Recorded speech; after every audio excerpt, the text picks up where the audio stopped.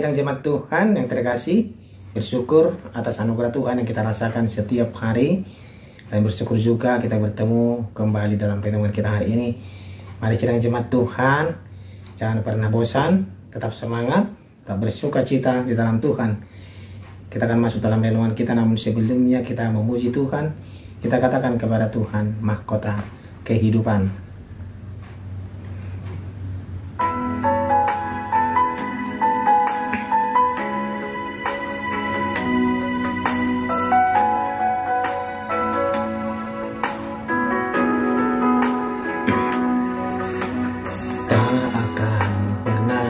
Ku sesali mengiring Yesus sepanjang hidupku, lewati lembah air mata, ku saksikan kemuliaan-Mu dinyatakan. Berapapun harga yang harus ku bayar, ku kan tetap setia melayani, mengasihi-Mu, mengiring-Mu seumur hidupku. Janji-Mu kan tetap ku pegang teguh, sampai ku dapat mahkota kehidupan. Amin. Firman Tuhan untuk hari ini dari Kisah Para Rasul pasal 26 ayat 1 sampai 18. Demikianlah firman Tuhan.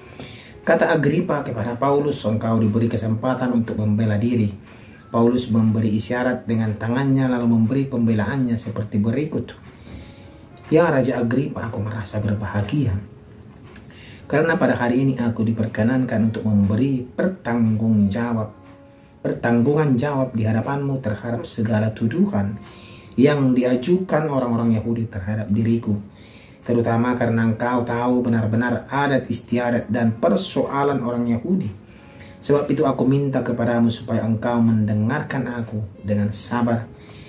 Semua orang Yahudi mengetahui jalan hidupku sejak masa mudaku, sebab dari semula aku hidup di tengah-tengah bangsaku di Yerusalem.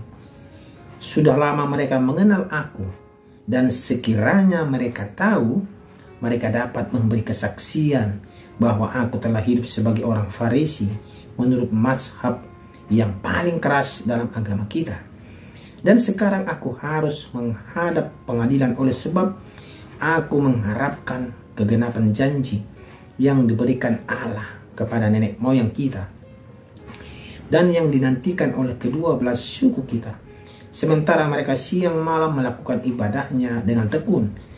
Dan karena pengharapan itulah, ya Raja Agripa, aku dituduh orang-orang Yahudi.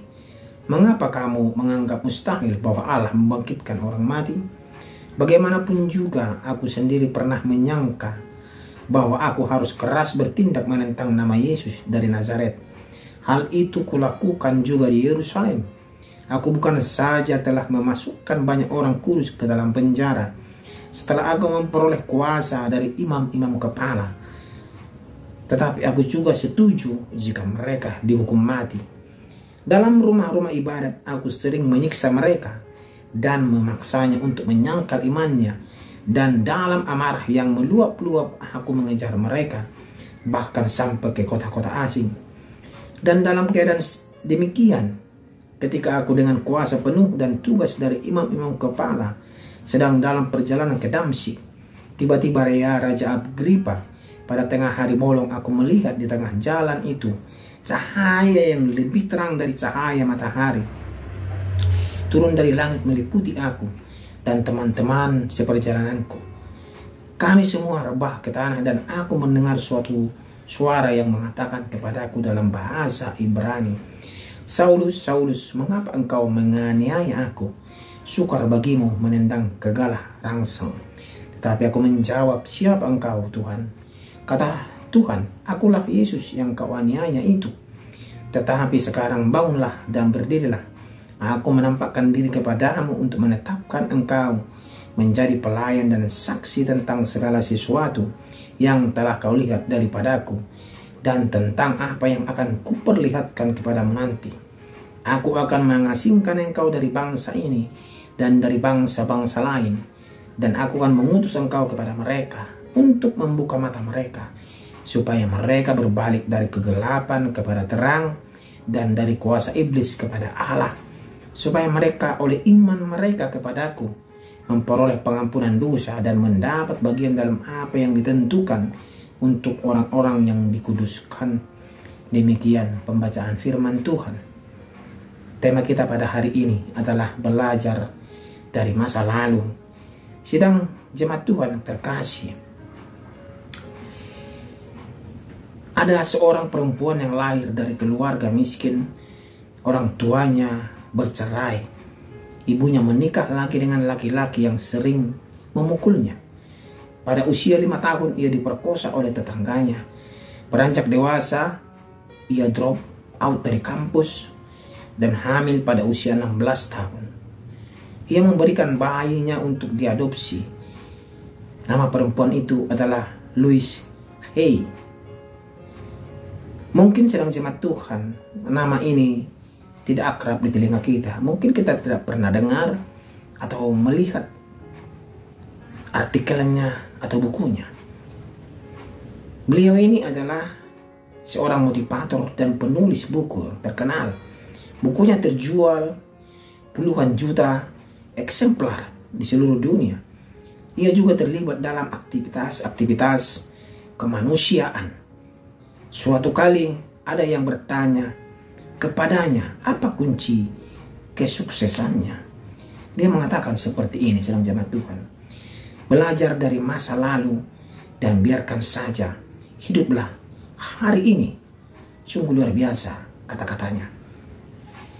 Sangat sederhana jawabannya, tetapi memiliki makna yang sangat dalam dan luar biasa. Ini juga yang dirasakan oleh Rasul Paulus sebenarnya. Masa-masa lalunya yang kita bilang kelam sebenarnya. Paulus merasakan kelamnya sebuah masa lalu dalam kesempatan membela kasusnya. Ia jujur mengakuinya. Paulus adalah seorang Yahudi, bukan seorang Farisi menurut mazhab paling keras.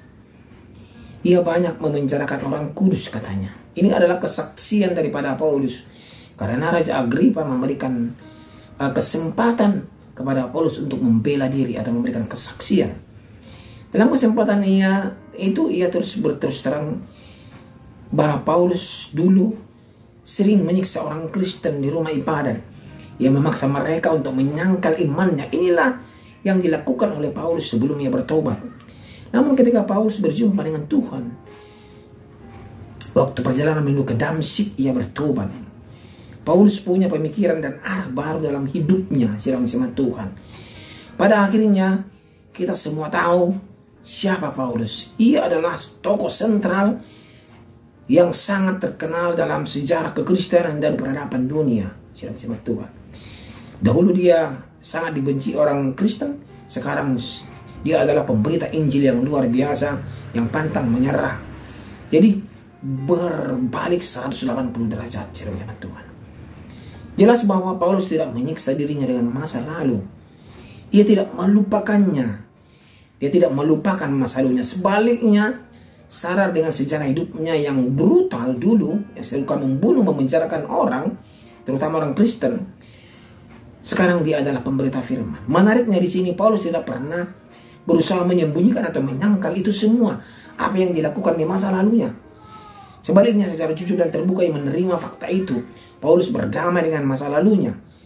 Masa lalu bisa melumpuhkan kita dengan dua cara, yaitu kesal dan dendam.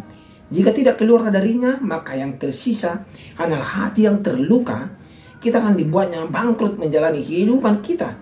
Terimalah masa lalu, belajar darinya, dan hiduplah sekarang. Ini adalah yang harus kita lakukan agar kita hidup seperti Paulus.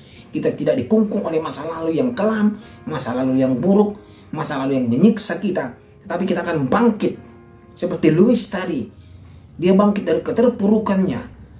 Dia bangkit dan menjadi orang yang hebat sama Tuhan. Menjadi orang yang hebat. Dia menjadi seorang motivator. Dia menjadi seorang penulis yang terkenal. Hanya satu yang dikatakan, belajar dari masa lalu dan biarkan saja. Hiduplah hari ini. Jangan kita terus terkungkung oleh masa lalu yang membuat kita menjadi terpuruk, yang membuat kita menjadi enggan menjalani hidup, bahkan untuk mengakhiri hidup kita. Ini tidak benar sama Tuhan. Ini salah. Jadilah seperti Rasul Paulus yang menjadi seorang penginjil yang luar biasa, walaupun masa lalunya penuh kelam sebenarnya. Tapi dia tidak melupakan itu, dijadikan itu sebagai pelajaran hidupnya agar hidupnya menjadi sempurna di masa depan dan menjadi kebanggaan daripada Tuhan Allah. Amin. Kita berdoa, terima kasih ya Tuhan untuk firman-Mu hari ini. Kami belajar bagaimana masa lalu kami menjadi pelajaran yang berharga untuk kami. Dalam nama Tuhan kami berdoa. Amin. Tak akan pernah ku sesali mengiring Yesus sepanjang